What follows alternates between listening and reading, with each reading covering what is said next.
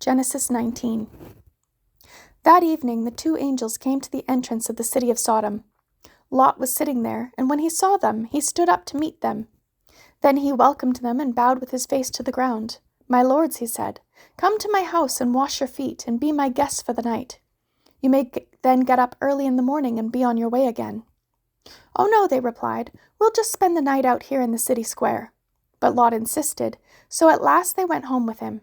Lot prepared a feast for them, complete with fresh bread made without yeast, and they ate. But before they retired for the night, all the men of Sodom, young and old, came from all over the city and surrounded the house. They shouted to Lot, "Where are the men who came to spend the night with you? Bring them out to us so that we can have sex with them." So Lot stepped outside to talk to them, shutting the door behind him. "Please, my brothers," he begged, "don't do such a wicked thing. Look, I have 2 virgin daughters. Let me bring them out to you, and you can do with them as you wish. But please leave these men alone, for they are my guests and are under my protection." "Stand back," they shouted. "This fellow came to town as an outsider, and now he's acting like our judge. We'll treat you far worse than those other men." And they lunged toward Lot to break down the door. But the 2 angels reached out, pulled Lot inside the house, and bolted the door. Then they blinded all the men, young and old, who were at the door of the house, so they gave up trying to get inside. Meanwhile, the angels questioned Lot. "Do you have any other relatives here in the city?" they asked.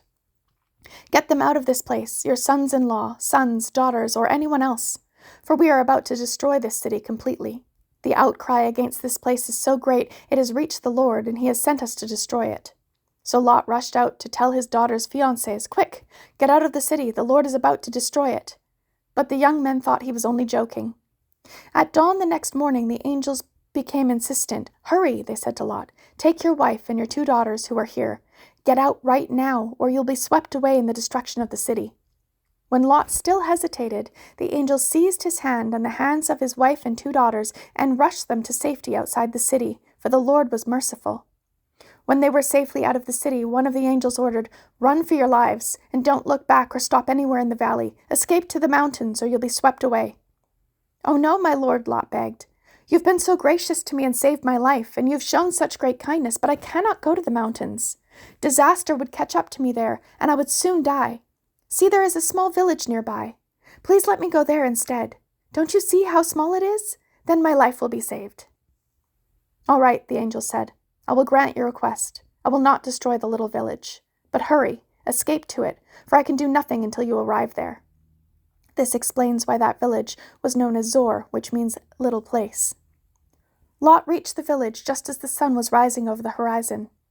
Then the Lord rained down fire and burning sulfur from the sky on Sodom and Gomorrah. He utterly destroyed them, along with the other cities and villages of the plain, wiping out all the people and every bit of vegetation. But Lot's wife looked back as she was following behind him, and she turned into a pillar of salt. Abraham got up early that morning and hurried out to the place where he'd stood in the Lord's presence. He looked out across the plain towards Sodom and Gomorrah and watched as columns of smoke rose from the cities like smoke from a furnace. But God had listened to Abraham's request and kept Lot safe, removing him from the disaster that engulfed the cities on the plain. Afterward, Lot left Zor because he was afraid of the people there, and he went to live in a cave in the mountains with his 2 daughters. One day the older daughter said to her sister, "There are no men left anywhere in this entire area, so we can't get married like everyone else, and our father will soon be too old to have children. Come, let's get him drunk with wine, and then we will have sex with him. That way we will preserve our family line through our father." So that night they got him drunk with wine, and the older daughter went in and had intercourse with her father. He was unaware of her lying down or getting up again. The next morning the older daughter said to her younger sister, "I had sex with our father last night. Let's get him drunk with wine again tonight, and you can go in and have sex with him. That way we will preserve our family line through our father." So that night they got him drunk with wine again, and the younger daughter went in and had intercourse with him. As before, he was unaware of her lying down or getting up again. As a result, both of Lot's daughters became pregnant by their own father. When the older daughter gave birth to a son, she named him Moab.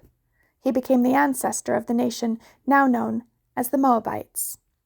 When the younger daughter gave birth to a son, she named him Ben-Ami. He became the ancestor of the nation now known as the Ammonites.